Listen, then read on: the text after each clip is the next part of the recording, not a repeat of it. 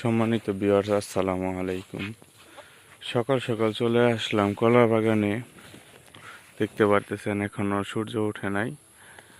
প্রত্যেকটি গাছ দেখতে অনেক সুন্দর লাগতেছে এবং কি প্রত্যেকটি গাছে কুয়াশার পানি আটকে আছে।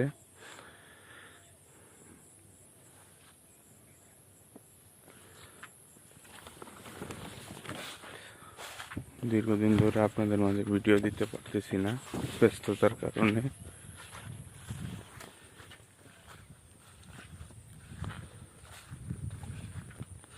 দেখতে পাচ্ছেন সকালের ওয়েদারটা কত সুন্দর।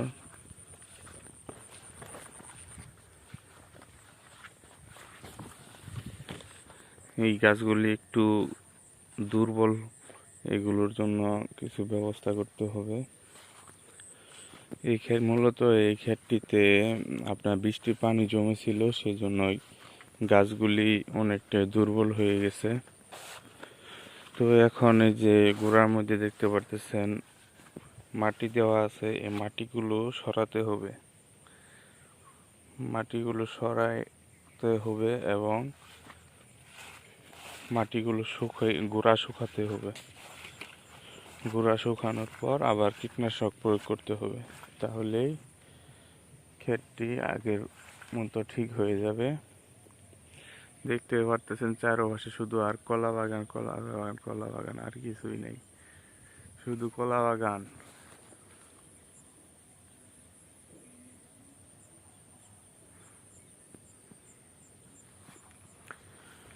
এদিকে দেখতে পারতেছেন আরেকটি বাগান।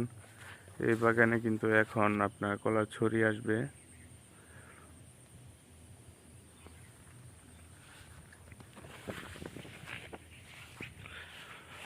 প্রত্যেকটি কাজে লাভ লস আছে,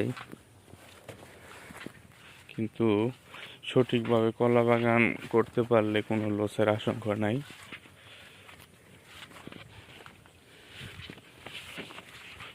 শুরুতে খরচ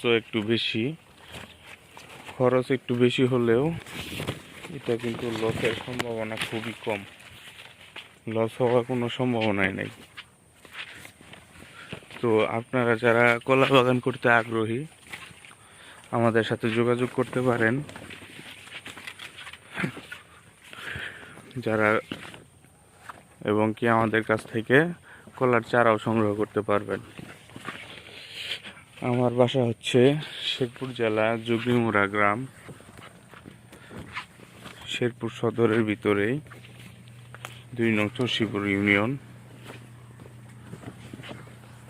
যদি কারো কলার চারা লাগে তাহলে আমাদের সাথে যোগাযোগ করতে পারেন।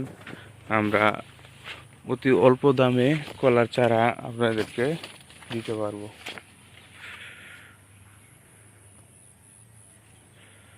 এই ছিল আজকের ভিডিও। সকলের প্রতি সালাম, আসসালামু আলাইকুম। সকলে ভালো থাকবেন।